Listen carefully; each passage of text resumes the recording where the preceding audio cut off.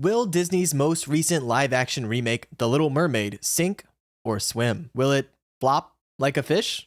Will it flounder? Or will the general audience take the bait? Hook, line, and sinker. Will I ever run out of terrible fish puns? Stick around to the end of the review to find out. What's up, my dude? Your friendly neighborhood Tony here. And okay, I'm gonna try to keep the puns to a minimum. I just got back home from watching a little bit of an early release of The Little Mermaid, and I wanted to jump on real quick and share my thoughts with you to ultimately, hopefully help you decide whether or not this is the one Disney live action remake worth seeing. If that kind of thing sounds cool to you and you want to see more movie reviews just like this, make sure you subscribe. All right, so as I do with all my reviews, I'm going to give you a little bit of information about the movie, even though it's The Little Mermaid, you probably already know everything you need to know. Then we'll go into the pros, the things I liked about the movie, followed by my cons, things I didn't like. And then finally, I'll tell you whether or not I recommend this movie to you, and if not, who I think should see this. So of course, the 2023 Little Mermaid movie is a remake of the one that came out in the 80s, the animated movie that a lot of us know and love. This one is directed by Rob Marshall, who has a very interesting past when it comes to directing movies. He directed Memoirs of a Geisha, Chicago, Pirates of the Caribbean on Stranger Tides, and most recently, Mary Poppins Returns. So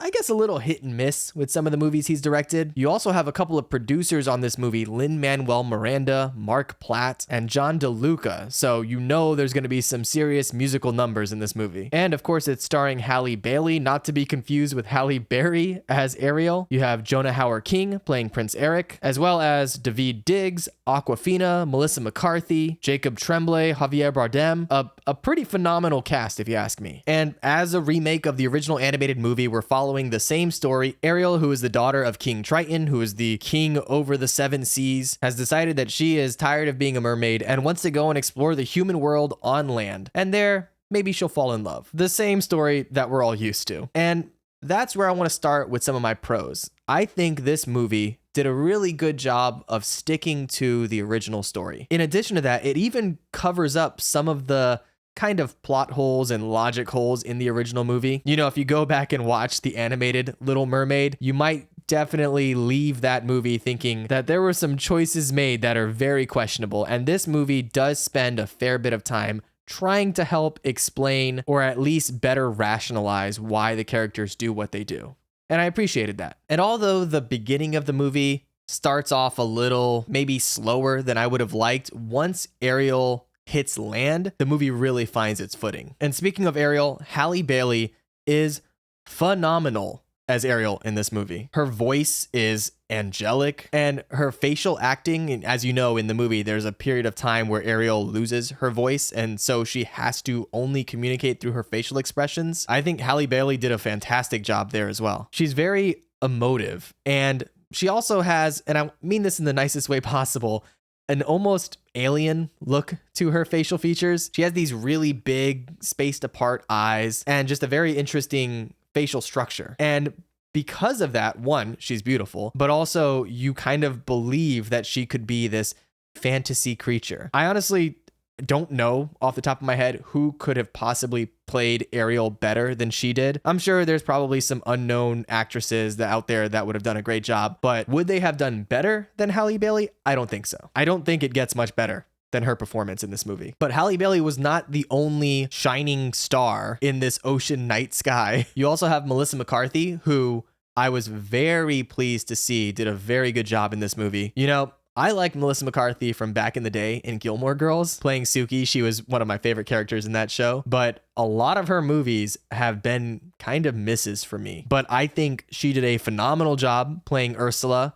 The way that her character kind of slunk around creepily, and the way that they made her costume kind of blend in with her tentacles was really cool. She was also very good at being funny while also being a little creepy at the same time, which is a balance that's difficult to keep. And then of course, towards the end of the movie where she has her big villainous moment, she is frightening. I actually remember watching the original animated movie back in the day when I was a little kid, and I didn't like the movie a lot. And I remember now it was because that ending scene scared the crap out of me as a kid, and watching it as an adult in live action, just as scary. Speaking of Ursula though, I also want to talk about the actress that played the younger, beautiful version of Ursula. If you know the story of the Little Mermaid, you know the scene where she kind of comes on land and tries to woo Eric. Well, that actress, I don't know her name, unfortunately, but she was also really, really good. Even though she only gets a little bit of screen time, she does a fantastic job. She is also very scary in her scene. So shout out to that actress. I thought she did a great job as well. Another surprise for me was how much I liked Awkwafina's character, Scuttle. Kind of like Melissa McCarthy, I haven't seen a lot of movies with Awkwafina that I've really enjoyed her performance in, but I thought she was really good at Scuttle. Her and Sebastian, who was played by David Diggs, had a fantastic chemistry together and honestly led to some of the best laugh out loud moments in the entire movie. Another positive is the makeup. The makeup that they put on the mermaids was really subtle, but really good. They did this scaling, this like fish scaling on little parts of their skin that you wouldn't really notice at first. I actually had to point it out to my girlfriend while we were watching the movie. And it's just one of those subtle touches that kind of blends the fantasy element with reality. Aside from that, the movie was just visually beautiful. The underwater sequences were magical, but to be fair, so were the on-land sequences. The whole thing was just colorful and vibrant, and everything moved with an energy. The musical performances were mostly fantastic as well, which is very important in a movie like The Little Mermaid. All of the classic songs were spot on. And then, of course, as they do oftentimes with live action remakes, they added a few songs, most of which were okay. You know, there was really one that I enjoyed a lot and another that I felt like they could have totally done without. So I would say that was a mixed bag. I had also forgotten how much I enjoyed some of the songs in The Little Mermaid until I saw them in this movie. It really kind of reinvigorated that love I had for the movie as a kid. And I think that's a great thing that a live action remake can do if done well. And also, can we talk about the mermaids in this movie though? My lord, they are all stunning. I mean, I guess if you're just swimming around all day, you're going to be a bit shredded. But yeah, a little something for the adults in this movie too, let's just say. All right, now let's get into some of my cons with the movie. No movie is perfect, and there are definitely a few things that I didn't really enjoy about this film. So we'll start with the beginning. The movie starts off a bit awkward, which I guess is kind of to be expected for a live action remake. You don't really know where the line is going to be between animated creatures and real humans. And at the beginning, some of the CG was a little jarring, specifically with some of the early shots of mermaids from a distance. You could tell there was a ton of CG going on there. And then also when they showed some of the creatures, specifically with Flounder, you hear Flounder's voice and you start thinking, oh, Flounder, he's so cute. And then they show him and it's just a fish. That was, I was shook when I saw Flounder for the first time, but you eventually get used to it. Also, I have to say, King Triton, played by Javier Bardem, he wasn't bad per se, but when you compare him to Melissa McCarthy and Halle Bailey and their performances, his was a bit flat. And that kind of upset me because in the original movie, you really feel for his character and his relationship with Ariel and how that's being torn apart. And you don't really get that a lot in this movie, I would say up until the end part of the movie. Then the emotion starts to come through, but by then it just hasn't really been as impactful as it was in the original. Also, as I kind of touched on before, some of the new songs didn't really do it for me. There's a scene with Prince Eric performing a song that was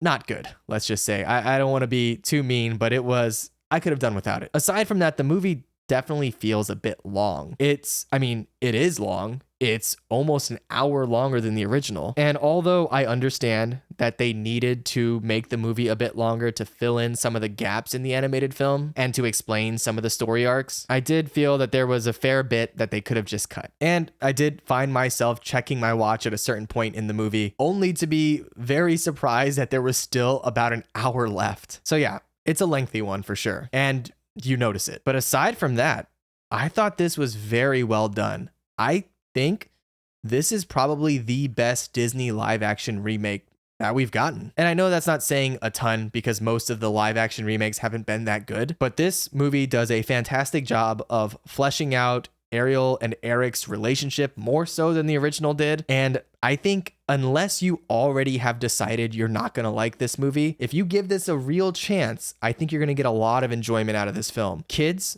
are gonna love it. There were a bunch of kids at the screening that I went to, little kids, and they were entranced by the movie. They were absolutely loving it the entire time. So if you have any little ones, definitely take them to see the Little Mermaid remake. And for those of us that are maybe a little nostalgic about the original, I think you can get a lot out of this movie, so give it a shot. So yes, all in all, I give it 2 thumbs up, and I recommend it for just about anyone who hasn't already decided that they want to hate the movie. But of course, these are all just my opinions. I'm just one guy. Let me know what you think in the comments below, whether you liked it or didn't like it, of course, after you've seen it. But even if you haven't seen it yet, let me know if you're excited for this movie or if you just don't feel like you can get behind any of these live action remakes. Whatever your thoughts are, let me know in the comments below. Let's have a conversation about it. Also, I should say I only recently was able to monetize my channel here. So I did start a new membership thing. It's through YouTube. If you want to check it out, it's in the description box below. Real simple. If you're looking for a way to support me and the channel here, it lets you get more access to me directly, and I get a couple of bucks out of it. So it's a win-win, I guess, unless you're just sick of me already. But if you're not sick of me, make sure you subscribe.